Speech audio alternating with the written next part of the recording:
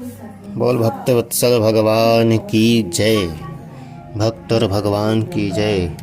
भक्त श्री पीपा जी तथा उनकी रानी को श्री कृष्ण जी का दर्शन होने की कथा।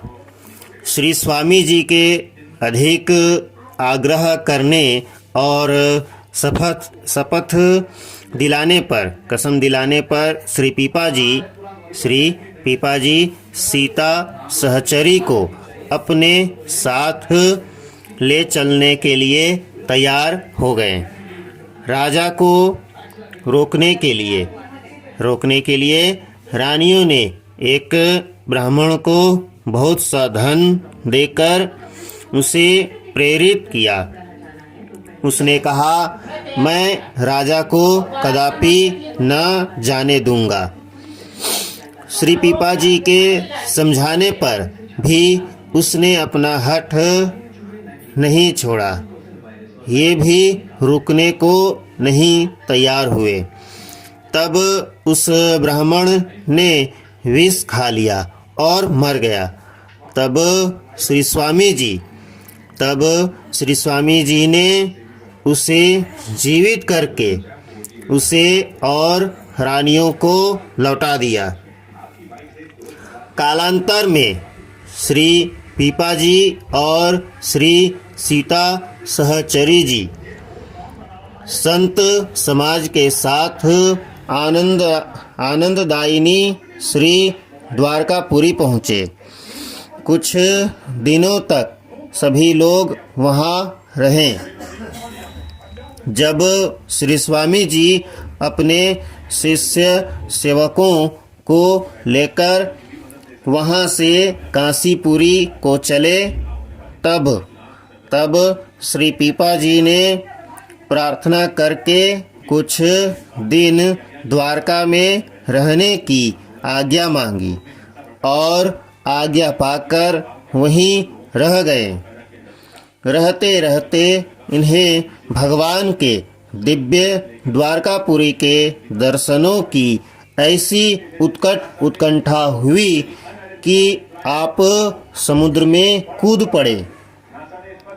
उसी क्षण श्री कृष्ण ने अपने कुछ सेवकों को इन्हें लिवा लाने के लिए भेजा।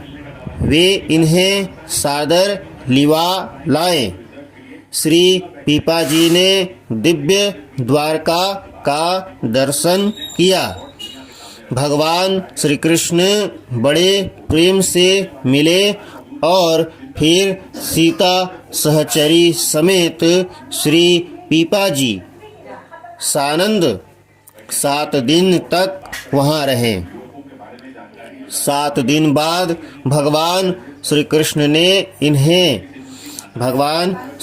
ने इन लोगों को इस दिव्य द्वारका से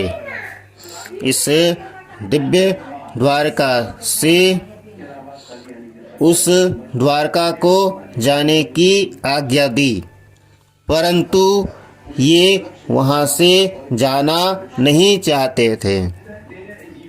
तब श्री श्याम सुंदर ने बड़े प्रेम से कहा, मेरे जिस रूप के दर्शन तुमने किए हैं उसी में मन को दिए हुए तथा उसी रूप माधुरी का